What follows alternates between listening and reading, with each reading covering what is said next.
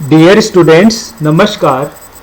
MSc previous physical chemistry की unit electrochemistry का next topic है kinetics of N electrode reaction. पिछले video में kinetics of N electrode reaction के general aspect हमने पढ़े। इस वीडियो में हम इलेक्ट्रोड काइनेटिक्स के बटलर-वोल्वर इक्वेशन और टेफल इक्वेशन के बारे में पढ़ेंगे। Consider the electrode reaction. This is an electrode reaction which occurs when the reactant ion M2 plus या Mz plus is in the vicinity of an electrode surface so that the electrons are transferred from the electrode to the ion। Electrode की surface के पास यह ion गया और वहां से फिर electron का ट्रांसफर हुआ। According to Eyring activated complex theory, the rate constant K2 of the chemical reaction is given by K2 is this. Here delta Z hash gives free energy of activation and B is the some constant, gives free energy of activation and B is constant. The cathodic current density IC arises from the reduction is given by। अगर electrode cathode पे reduction होगा तो वहां पे जो current density है that is cathodic current density IC is equal to होगा हमारे पास F into KC into concentration of OX। OX oxidize form है जिसका रिडक्शन होना है। KC हमारे पास कांस्टेंट है। F यहां पे फेराडे कांस्टेंट है। And opposing anodic current density, and anode पे क्या होगा, एनोडिक करंट डेंसिटी वो होगी IA arising from oxidation is given by this is IA is equal to FKA into concentration of RED। यहां पे इसका क्या होगा, ऑक्सीडेशन होना है। RED मतलब रिड्यूस फॉर्म है जिसका ऑक्सीडेशन होना है। ये हुआ हमारा कैथोड पे और ये हमारा एनोड पे। This is anodic current density, this is cathodic current density. F Faraday constant है। OX यहाँ पे कंसंट्रेशन ऑफ ऑक्सीडाइज फॉर्म है और RED यहाँ पे कंसंट्रेशन ऑफ रिड्यूस फॉर्म है। KC हेयर KC है rate constant for cathodic reaction, this is KC rate constant for cathodic reaction and KA that is rate constant for anodic reaction. The net current density at electrode is, net current density क्या होगी हमारे पास, I is equal to IA minus IC that is anodic current density minus cathodic current density. Value put करेंगे यहां पे from equation A। Equation A है हमारी activated complex theory, जो आयरन की एक्टिवेटेड कॉम्प्लेक्स थ्योरी है उसके अकॉर्डिंग K2 की वैल्यू आई हमारे पास ये। अब इस यहां पे K2 की वैल्यू पुट करेंगे। K2 की वैल्यू किसके लिए, एनोड के लिए, rate constant for anodic reaction, rate constant of anodic reaction KA ये होगा हमारे पास BA that is constant exponential minus delta GA hash upon RT। और KC के लिए ये हो जाएगा हमारे पास कैथोडिक रिएक्शन के लिए ये। Assume that gives free energy of activation is different for cathodic and anodic process। अब यहाँ पे KA और KC की वैल्यू हमारे पास आई और हमने यहाँ पुट करनी है KA और KC की वैल्यू और हमारे पास इक्वेशन आई ये। This is the equation 1।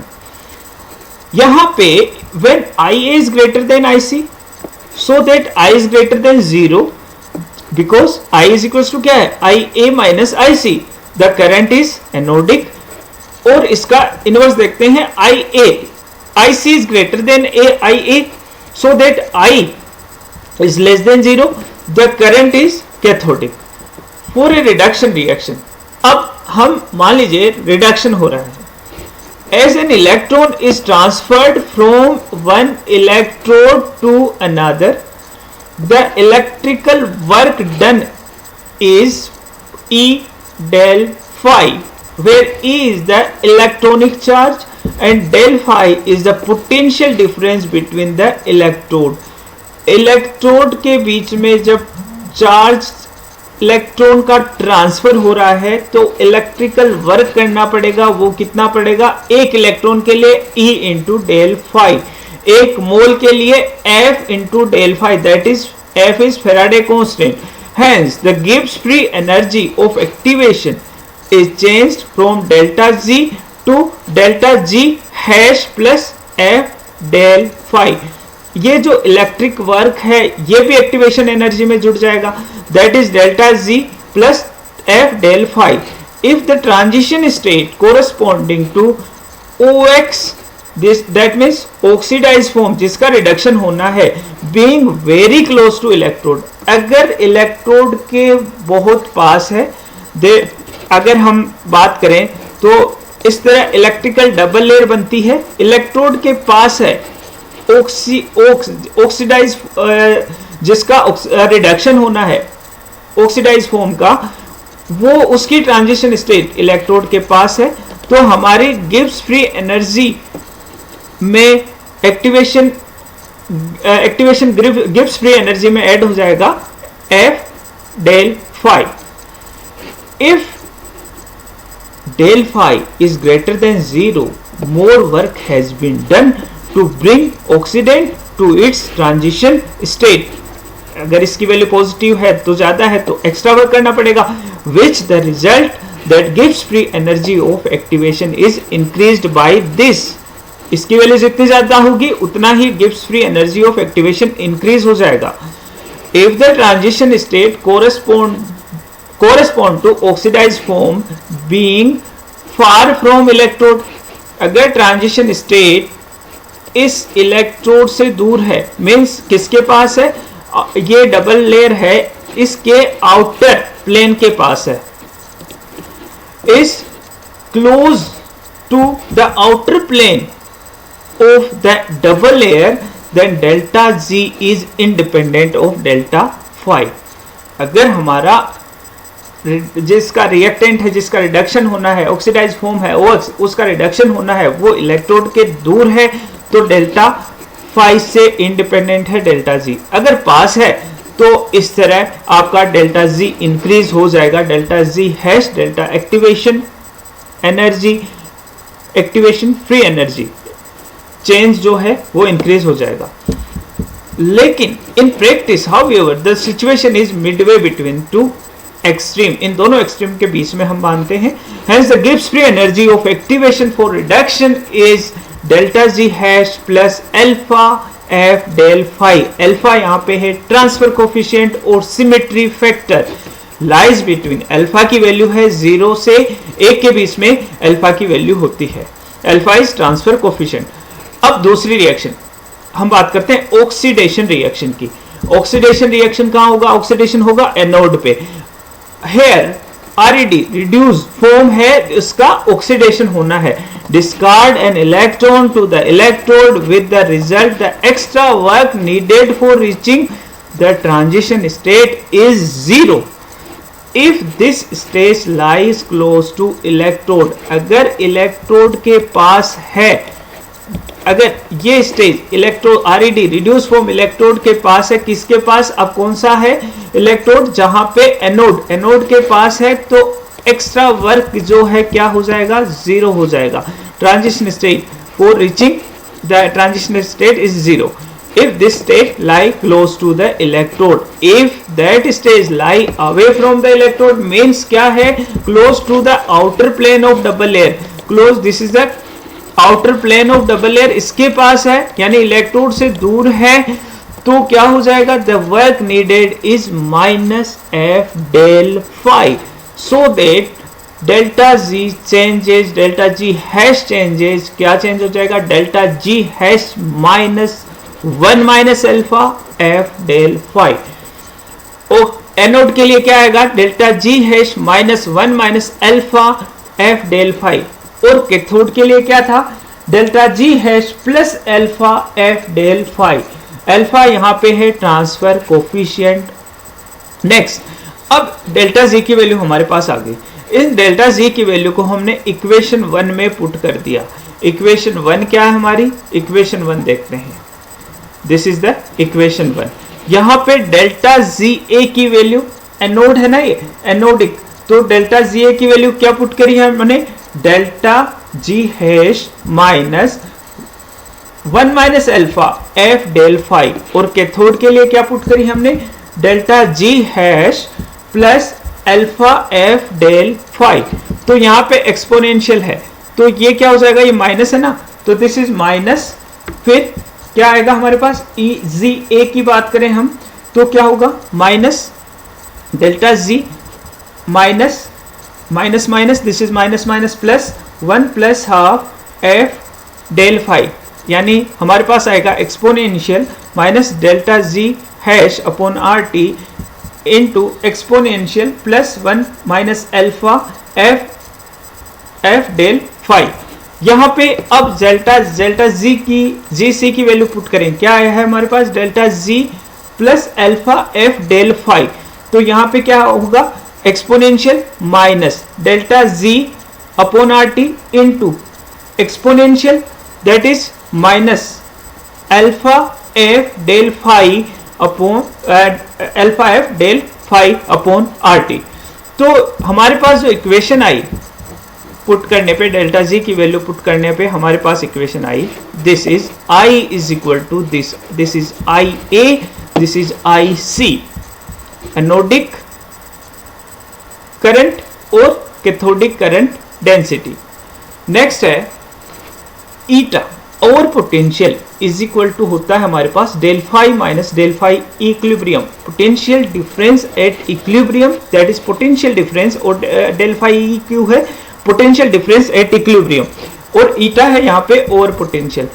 अब यहाँ पे इस इक्वेशन में देखिए, यहाँ पे इक्वेशन में क्या है, डेल फाई, तो डेल फाई को क्या लिखेंगे हम, डेल फाई को लिखेंगे eta plus del phi e q, इस इक्वेशन से eta plus del phi e q, यहाँ भी डेल फाई को क्या लिखेंगे, eta plus del phi e q, put कर रहा है यहाँ पे eta plus del phi e q, तो हमारे पास एक्सपोनेंशियल में क्या आ जाएगा, e to the power 1 minus alpha f that is eta upon rt into exponential 1 minus alpha f that is क्या आएगा, डेल्टा ईटा, एक बार तो ईटा है ना, दैट इज ईटा, और एक बार आया हमारे पास डेल फाई ई क्यू, तो हमने यहाँ पे डेल फाई ई क्यू की वैल्यू पुट की, माइनस साइन है तो यहाँ माइनस आएगा, ऐसे यहाँ पे पुट करी डेल फाई की, एक बार e to the power minus alpha F eta upon are T that is plus,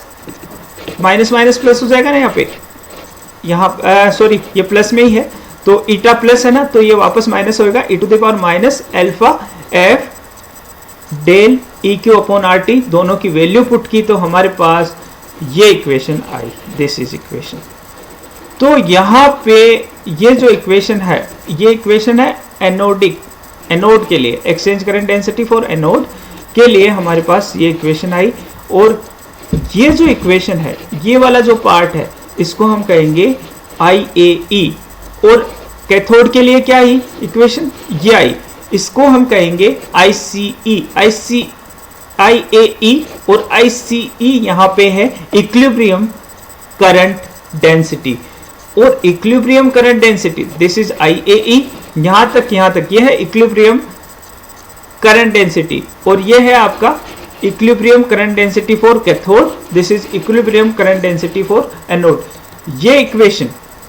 इसके बाद आपका है इक्विलिब्रियम करंट डेंसिटी दोनों बराबर हैं, तो हम आई जीरो लिख दें इनको, तो हमारे पास जो इक्वेशन थी I is equal to I A minus I C, that is यहाँ पे पुट कर दी, आई ए की वैल्यू है, यह आई हमारे पास, आई सी की वैल्यू कॉमन ले लिया आई जीरो, और ये हमारे पास इक्वेशन आई, this equation is known as Butler Volmer equation.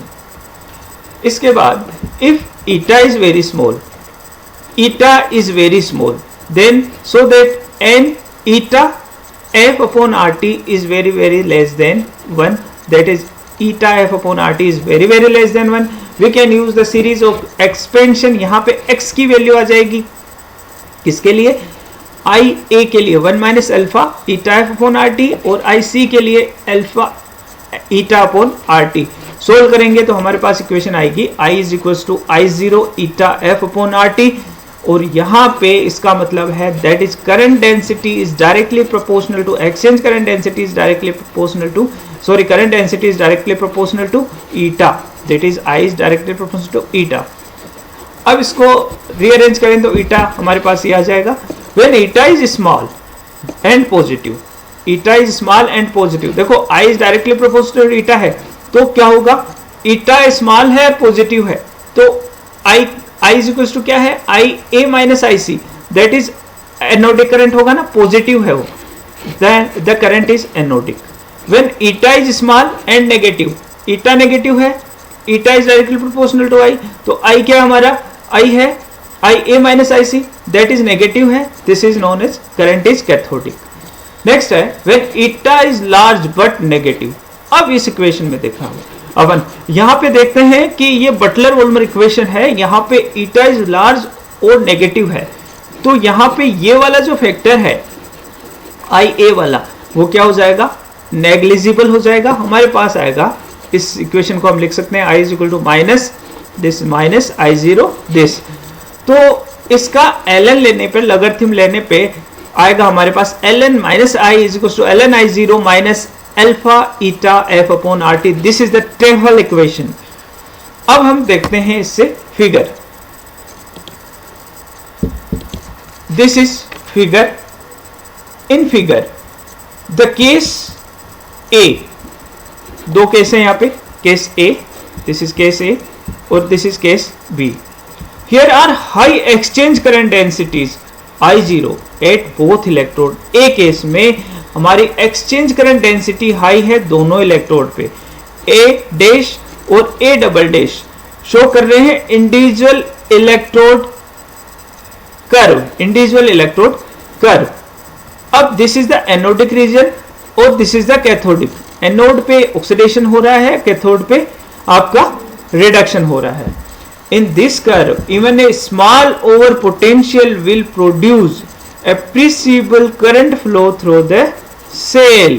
Next, in the case B, this is the case B, there are very low exchange current density I0 at both electrode. In this case, a large value of over voltage is required to cause appreciable current flow through the cell. It means I0 exchange current density determine the activation over potential. Next curve देखते हैं, टेफल curve, the shape of current density versus eta curve, that means the shape of this curve, the shape of current density versus eta, ये curve किसके बीच में है, current density versus ईटा के बीच में है, is determined the value of alpha which can be determined by fitting the experimental curve into the Butler-Volmer equation, or the transfer coefficient alpha can also be determined from the Tafel plot. This is a Tafel plot which the plot of logarithm of the current density, that is log I against over potential eta from the slope. The intercept of Tafel plot, slope, this is slope, and intercept of Tafel plot alpha and I0 can be determined.